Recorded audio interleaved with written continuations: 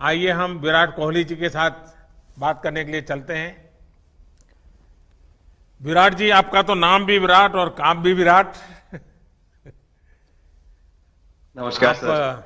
Dubai में से आज समय निकाला और वहां तो ये खेल आपका बड़ा तनावपूर्ण रहता है, उसमें भी आपने और अपनी भागदौड़ भरी जिंदगी में अभी जो फिटनेस रूटीन फॉलो करते हैं, मैं जरूर चाहूंगा, देश भी जानना चाहेगा, क्योंकि नौजवान आपको आपकी हर गतिविधि को देखता है, ये आपको कैसे मदद करता है? पहली बात तो बहुत बहुत धन्यवाद सर, यहाँ पे हम सबको बुलाने के लिए। एक सब लोगों ने फिट इंडिया मूवमेंट के बारे में बात करी और इसके फायदे, इसके लाभ हमको रोज अपनी डेली लाइफ में किसी ना किसी तरीके से दिखते हैं। सबने अपने एक्सपीरियंसेस बताए। मिलिंद जी ने भी बहुत अच्छी बातें रखी, बहुत इंस्पिरेशनल उनका भी काम रहा है, उनकी जर्नी रही है पिछले कुछ सालों में, मैंने भी बहुत ऑब्जर्व किया है। और मेरे खुद के एक्सपीरियंस में सर एक ट्रांजिशन एक्सपीरियंस करने को मिला मुझे कि जिस जिस पीढ़ी में हम खेलना शुरू हुए और जो उस समय खेल की हमारी डिमांड्स थी, वो बहुत तेजी से बदली एक समय के बाद। और मुझे ये एक्सपीरियंस हुआ कि जो एक हमारा सिस्टम बन चुका था, हमारा एक रूटीन बन चुका था, वो हमारे खेल के डिमांड्स के लिए सही नहीं था और उसे बदलना जरूरी था। क्योंकि हमारा खेल बहुत तेजी से आगे बढ़ रहा था और मुझे ऐसा महसूस हुआ कि हम कुछ फिटनेस के पॉइंट ऑफ व्यू से पीछे छूट जा रहे थे। हमारी स्किल में कभी कोई प्रॉब्लम नहीं थी। तो एक स्वामी जी ने भी बात रखी, आपने भी बात करी, मिलिंद जी ने भी पहले बताया, एक जो सेल्फ रियलाइजेशन की बात है कि आपको खुद से रियलाइज हो कि मुझे क्या बदलना है अपने अंदर। तो मुझे वो एक समय पे खुद भी एक्सपीरियंस हुआ कि नहीं, फिटनेस जो है वो प्रायोरिटी होनी चाहिए। और अगर मैं आपको ऑनेस्टली बताऊं तो पहले खेल को अच्छा करने के लिए फिटनेस मैंने शुरू करी, लेकिन आज अगर प्रैक्टिस मिस भी हो जाए तो मुझे इतना खराब नहीं लगता। लेकिन अगर फिटनेस सेशन मेरा मिस हो जाए या एक्टिविटी मिस हो जाए तो मुझे ज्यादा खराब लगता है। तो इसके फायदे जो हैं तो सर वो सबसे पहले आपको ये जो नया मंत्र जगा, तो दिल्ली के छोले भटूरे का ही बहुत दुखता हुआ होगा। बहुत ज्यादा सर। मतलब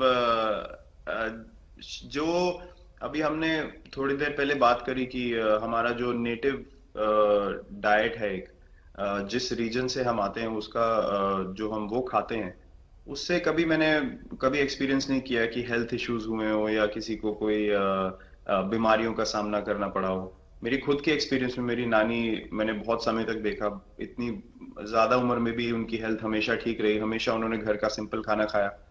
तो मैं जब पला बड़ा तो शहरी खाना, मतलब बहुत ज्यादा बाहर का खाना होता था। खेलने कूदने जाते थे तो आते जाते बहुत सारी चीजें ऐसी खा ली कि जो हेल्थ पॉइंट ऑफ व्यू से अच्छी नहीं है। तो डाइट का भी एक बहुत बड़ा कंट्रीब्यूशन था, जो डिसिप्लिन नहीं था। तो वो फिटनेस, फिजिकल फिटनेस और डाइट दोनों चेंज करना पड़ा सर। उसकी वजह से ही चेंजेस आने शुरू हुए। और मैं इस चीज से इसलिए रिलेट कर पाता हूँ क्योंकि जैसे हमारे खेल में चेंजेस आए, आज की लाइफ की भी डिमांड्स बहुत ज्यादा हो गई हैं, बहुत हेक्टिक हो गई है लाइफ। तो अगर हम अपनी फिटनेस को उस पेस के साथ नहीं रखेंगे, सिंक में नहीं रखेंगे, तो हम पीछे छूटते चले जाएंगे। तो अगर हम लोग अपनी फिटनेस को नहीं इंप्रूव करते तो हमारे खेल में भी आज हम बहुत पीछे छूटते चले जाते। क्योंकि आप सिर्फ अपनी स्किल पे डिपेंड नहीं कर सकते। आपका जो मेंटल स्ट्रेंथ है, वो आपका शरीर कितना तंदुरुस्त है और आपका दिमाग कितना तंदुरुस्त है, उस दोनों का एक कॉम्बिनेशन साथ में चलता है। तो अगर मेरा शरीर सपोर्ट नहीं कर रहा है जो मेरा दिमाग सोच रहा है, तो मैं जो करना चाहता हूँ मैं नहीं कर पाऊंगा। तो आपके मुझे छोटे सामने छोटे कैलोरी चेंजेस। कम करने का भी तो चैलेंज रहता होगा और इतना बड़ा काम करने का भी चैलेंज रहता होगा, उसको कैसे हैंडल करते हैं? सर मैंने अभी जो अपने अनुभव में मैंने ये चीज एक्सपीरियंस करी है वो ये है कि खाने के बीच में समय देना बहुत जरूरी है। हम लोग बहुत बार खाते हैं और फिर बड़ी मील के बाद वो छोटा छोटा खाते चले जाते हैं पूरा दिन। तो वो जो हमारा सिस्टम है, उसको कहीं प्रोसेस करने का मौका ही नहीं मिलता खाने को, और रात तक हम खाते चले जाते हैं। तो मैं जब छोटा भी था तो 11:30 12 बजे डिनर हो रहा है, उसके बाद मीठा खा के एकदम सो गए, कुछ एक्टिविटी नहीं, कुछ उसके बाद वॉक नहीं। तो आई थिंक ये छोटी छोटी चीजें जो है जो बहुत मैटर करती हैं कि आप अपने अंदर के सिस्टम को भी कितना समय दे रहे हैं उस खाने को प्रोसेस करने के लिए जो आप खा रहे हैं। अ, तो उसके लिए अवेयरनेस बहुत जरूरी है कि आप किस वजह से कर रहे हैं। आप अपने आप को ओवरऑल फिट रखने के लिए कर रहे हैं या फिर सिर्फ वेट लॉस के लिए कर रहे हैं, जैसे अभी रुजुता जी ने बोला। तो प्रायोरिटी बहुत जरूरी है अपने दिमाग में कि आप आपकी इंटेंशन ठीक होनी चाहिए, फिर अकॉर्डिंगली आपके रिजल्ट्स भी वैसे ही आएंगे बाहर। मैंने सुना है कि इन दिनों टीम के लिए एक योयो टेस्ट हो रहा है। क्या ये कैप्टन को भी ये योयो टेस्ट करवाना पड़ता है कि आपको छुट्टी होती है? और योयो टेस्ट होता क्या है? क्या क्या क्या करना पड़ता है? सर टेस्ट ये बहुत जरूरी था फिटनेस पॉइंट ऑफ व्यू से। अगर आप ग्लोबल फिटनेस लेवल्स की बात करें तो बाकी टीमों से हमारा लेवल अभी भी कम है, और हम चाहते हैं कि वो लेवल हम ऊपर लेके जाएं, जो एक बेसिक रिक्वायरमेंट है। आज की डेट में हम लोग फोकस करते हैं कि जैसे T20 मैच हो गया या वनडे मैच हो गया, वो एक दिन में खत्म हो जाता है।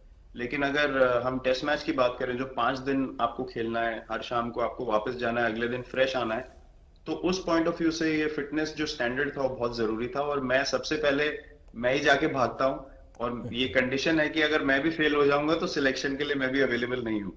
तो आई थिंक ये सिस्टम और ये कल्चर सेट करना बहुत जरूरी होता है। और उससे क्या होता है सर, ओवरऑल एक जो फिटनेस लेवल है टीम का बढ़ेगा। जैसे टेस्ट क्रिकेट में हमारा बहुत बार होता है कि आप थके हुए हैं, तीसरे दिन आके आपको, जैसे हमारे फास्ट बॉलर्स हैं आज की डेट में, वो दुनिया में सबसे ऊपर है, तो उनको अगर दूसरे तीसरे चौथे दिन आके वो एफर्ट डालना है फील्ड पे, तो वो डाल सकते हैं। पहले क्या होता था, स्किल हमारे पास हमेशा से रही है, लेकिन शायद जो मैंने आपको बोला वो ट्रांजिशन मैंने जो एक्सपीरियंस किया, हम लोग वो जरूरी समय जो आता है जहाँ पे शरीर थक जाता है और टीम को आपकी जरूरत है, वहां पे परफॉर्मेंस जो है हमारी डिप हो जाती थी और दूसरी टीम जीत जाती थी।